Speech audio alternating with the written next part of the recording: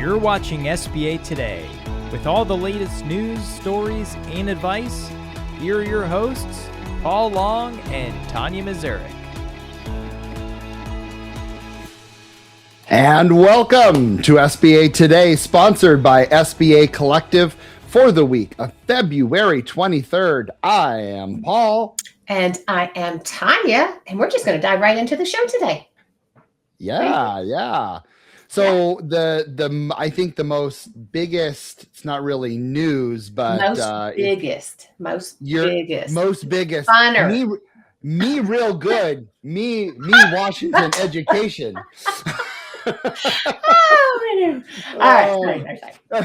So let's talk about LPRs, the three letters that we've took for granted for so long. I was on a call with our friends at Nagel and some other managers. And if you're hearing this message, you're too freaking late. It usually takes 10 days for them to turn around. And they are getting thousands that they have to work on. And if you haven't submitted that is not good. Now, here's one thing too that I thought was pretty. There might not be a point in submitting you're it. toast. Is what they're saying. There is no. I don't know. Why put people through it? You can try, but it's kind of. You're right. Yeah, you could 100%. But I want to share on this though. This is the key piece that I actually kind of missed. And I was able to get it done, and I'll tell you a story here in a second. Ooh. But it's by the loan, not by the person. So let's say you're doing a loan and a line combo. Okay. So you're doing a 7A and an express. Mm-hmm. You have to get the LPR approval for this loan and this loan. Both. So if you think, I got the approval, I can copy it into another loan, you are incorrect. Oh my God, do that again. Incorrect. So I thought that was interesting because I had several loan line combos that I was working on. And that's the case. Now, I will say, and first of all, if you are working in that Sacramento 504 email box, etc., dear God, thank you for your hard work. They were working Saturday, Sunday. I was getting my approvals Saturday night, Sunday night. They are committed to doing this, and I submitted one, and please don't fill up the mailbox, but I was able to get mine in 5 days with everything, and I had a screen out on one of them. Oh, so wow. Is this recent? They're working. Recent? I got it like Sunday night. Wow. On my last one, and that had a screen out. So just so you know, they're working really hard, but don't be that person on the 25th thinking you can get it done by the 27th. You're toast. And really, even now. And pressing. Right. You're one of those people that waits till the end to do anything. No. Not you. I'm talking to our listener. I know. But what he's saying there too, that I want to make sure that nobody, I guess, skips over, is we all can get frustrated when it comes to certain changes and certain things, when it comes to SBA changing rules and whatever. But look at what the people are doing. Look at who's behind the scenes. Yep. Look, working on a freaking Sunday night. Yep. So stop saying our government employees, right, don't work hard. Don't go above and step above, because they are showing us right now. Yes, they do. So just bringing that out there. Exactly. Now, there's one thing that I also want to share with you that I think is absolutely critical. And that is after March 1st, okay, you have loans on your portfolio with LPRs, okay? What can and can't you do for these individuals after March 1st? Well, top news, here's your answers. You know what's funny about that too, Paul? Aren't I the one that asked you that question last week? I love that you went. Probably. See, I remember things. Tonya, I listen to you. Yeah, Mrs. Long. I may be the Mrs. only Long, man, but I listen to you. Wow. When I ever come out there and I meet your wife, her and I, we can have a sit down. Oh yeah, we're coming to Colorado, my wife and I. So we'll come in. We're gonna. You better. That'd be awesome. Anyway, it all depends on your servicing request. Okay, so here is a phenomenal chart that you feel free to screenshot, use, etc. But this is a very good chart for you to use. So for those who are listening in podcast in your car, or as I like to say, in the shower, listening to podcasts, can you do a payment deferment on an existing loan for an LPR? The answer is ding. Yes, you can. Can you do a payment modification, extend the term 10 years, servicing, those types of things? Ding, you're good. Then if you have a substitution of collateral, ding, we're good. Loan assumption. Now we're starting to get a little gray. It's permitted, assuming that the other party meets citizenship requirements. Oh, and by the way, I don't know any institution that does loan assumption. I just was fixing to say, you totally beat me to it. I'm sitting there going, sorry. I'm like, I would, hey, whoever's listening. Can I assume that loan? No. I'd like to know how many loan assumptions are actually done in a year. And I'd like to know what institutions actually do them. I would love to hear those stats. So last time I said that, we had them on and we had them tell us. Mm-hmm. Now, if you have a loan increase, may not be possible if the owner is an LPR. So that loan increase is going to be a no. Okay. A new owner who's an LPR. Sorry, gotta be a U.S. citizen. And last but not least, any sort of increase in the LPR ownership. Oh, Madison, thank you for our behind the scenes. We didn't know this was coming, or at least I didn't. I'm like, oh, good job, girl. There you go. That's what's going on in the LPR world. What else we got? Yeah, that is interesting. Yes, I know. That is interesting. Okay, so the next we're going to get into is there's new procedures notice about small loan rules that came out, and there's a few reminders with that. 2 months bank statements required. You must, not should, for all loans under $350,000. Collect those bank statements. Now, I thought we had to anyway, Paul, so I don't even know. But anyway. No. Well, I guess I don't do a whole heck of a lot of loans under $350,000. On a side note, I'm gonna poke the bear on this one. Oh, why under $350,000? Why not over $350,000? Because the whole point of this is you're checking.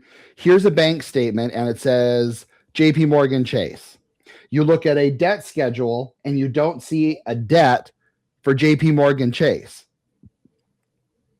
You're probably going to ask questions, right? That's the point of this. Well, no. And that makes total and complete sense. But don't you anyway? I mean, no. You don't get bank statements. I mean, like think about it for equity injection. I was going to say for the equity injection. Equity injection, so yes. We're typically collecting it. Well, hold on a sec. Okay, you want to go there, Tonya? Let's go there. Most equity injections come from an outside source, aka the guarantor. Oh, I see what you're saying. Now, if I wanted to see all the times they did OnlyFans, then that's a different story. But that's not going to show up on their business bank statement. At least it shouldn't. You know what? Bleep that. I swear. You and your do I need to like have another conversation with Mrs. Long? Mrs. Long. Is there some sort of something out here that none of us know about? No. Okay. So I opened the bag. Anyway, okay, guys. Yeah. So There's no change to SBA Express and credit history. Oh, big change here. Credit history, 1.1 time debt service coverage ratio, repayment ability from 1.15. Right. Wait a minute. I know, right? I didn't see it's the details that matter, right? So 1.10 for small, but 1.15 for over. Like, people, can we just keep the numbers the same, please? Like, why the hell did we have to come up with another number? Right. But whatever. Interesting. I don't know either. You know what? Madison, can you put in the chat if that restart grabbed our first? No, we're good. We're good. Oh, okay. We've already done it. We're good. Yep. Keep going. All right. Well, hey, that's on you, dude. What do you mean? I know. I did that. So what is the next one regarding Harvest there, mister? Next one, yes. Harvest, Small Business Finance, one of the 16 that it's an SBLCs, announced a merger with Crossroads Impact, who is a CDFI, and they're merging together. So it'll be interesting to see what that does, if that increases. I mean, again, as a CDFI, there is some, SBA lending on there. I don't know much more than that, I'll be honest with you. So as more information comes, we'll be sharing that. But there we go. Yeah, because we like to share things when we don't even know it and we see it right then. Specifically what Paul likes to do with me, that something will pop up and he's like, hey, Tonya, we're changing it this morning last minute. So I That's find right. it out right I've when never y'all done find that it before out, this morning. Anyway, okay, Q3 2025. IBBA Market Pulse came out. Oh my God, these guys are great. Came out with the overall strength of business acquisition environment. They always have good info, don't you think, Paul? Absolutely. Thank you guys. Thank you guys. Okay. Owners who are prepared are finding opportunities. Good businesses are moving. Momentum is building, but it's not a rush. 2026 looks more like a continuation of disciplined deal making than a reset to the frenzy years. That's a quote by Tonya Popov. I hope I'm saying that correctly. Founder and master CBI, INIX Consulting and Brokerage. Okay. All right. I agree. Right. Yeah. Well, I think what's interesting. Move. Well, go ahead. No, go ahead. I'm gonna let you Go ahead, Tonya. Oh, no. Go. Oh, no. Ladies first. Oh, God. Yeah. Duh. Momentum. Okay. The momentum's building. I mean, when you think about how things have been, would you have thought these numbers were what we would see, Paul? Like, as far as like Main Street being where it's at, going up a tad, and then the more lower middle market, they're right. They're pretty even with 2024. Well, I think what's prior to seeing this. What's important, again, for those who are listening and maybe can't see that, is we're looking at on Main Street, you're getting about 2.1 to 2.3 average offers per deal. And in lower middle market, you're seeing more, actually, from and a little bit of a decrease actually from 24 to 25, 3.8 to 3.6 offers. And if you haven't yet got the visual of that 3 or 2.19 person, there's two people, and then the little bitty person, person. Only my ear was interested in making an offer in that deal. My other ear said no. Oh, I know. I just get so tickled with that. Anyway, whatever. No, but I just think that's interesting. I do. I find that very interesting, that it's kind of keeping up. So the other thing to note is the offers per deal is about the same as 24. Okay, we got that. Main Street loans versus lower middle market. Got that. All right. So here, we got it up. Okay. Yep. The bigger the deal, the bigger the multiple. Now, in my mind, that makes sense. Now think about that. And Paul, I want to kind of just talk about this a little bit, but I mean, you can see on the screen, if you're listening, I guess you can't, but we're just going to talk about the larger ones. Let's talk about Q4 2025. And because that's the most recent, we've got,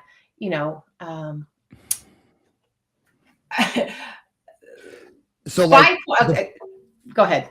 I was going to say the purchase price. So this is all based on purchase price. If you're not seeing this on here, yes. Purchase price 500,000 and under, you have a multiple of around 2. And I think we would all agree that that's pretty average. Well, exactly. Go ahead.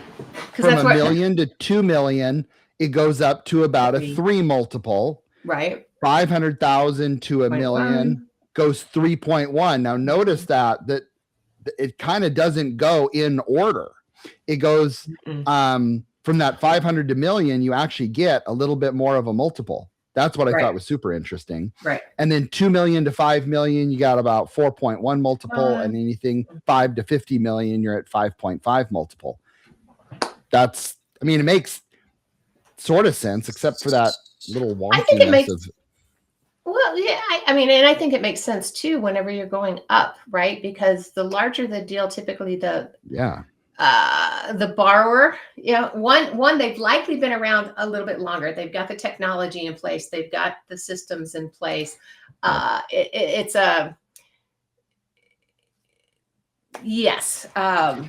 It's all about cash flow. You are buying the future cash flows, and those cash flows better be freaking higher at a $5 to $50 million purchase price. Because what the hell are you buying? It's not even just the cash flow. It's all the whole big picture of the larger deals versus the smaller deals, and just who you're buying from, how long they've been in business, what they've got in place, the technology it's the whole big picture of why it makes sense that multiple is going to be larger. And it's going off of EBITDA more so than seller discretionary earnings, which is typically more the under $1 million.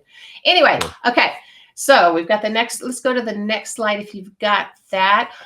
Actually, this is just talking about the amount of cash basically at close that everybody is getting. And seller financing, escrow holdbacks, or earnouts would explain or should explain the delta. Now, I want to be clear, right? Because we are on an SBA Today show. So I want to be real clear when it comes to earnouts. This is IBBA. It's talking about the deals across the board. Yep. Yes, across the board, not just in the SBA world, because as we all know, or if you don't, I'm going to tell you, earnouts are not allowed in the SBA. Right? If this is new information, you know this, please re-listen to episode 1 and start over.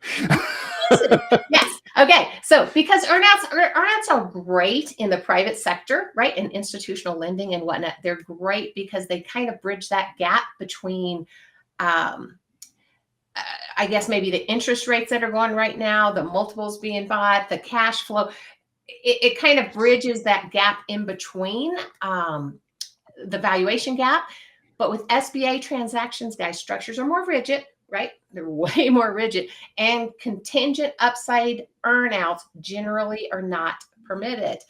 In the SBA world, the reason being is SBA doesn't want higher risk after close, right? That we want a fixed price. Purchase price. We want defined equity injection.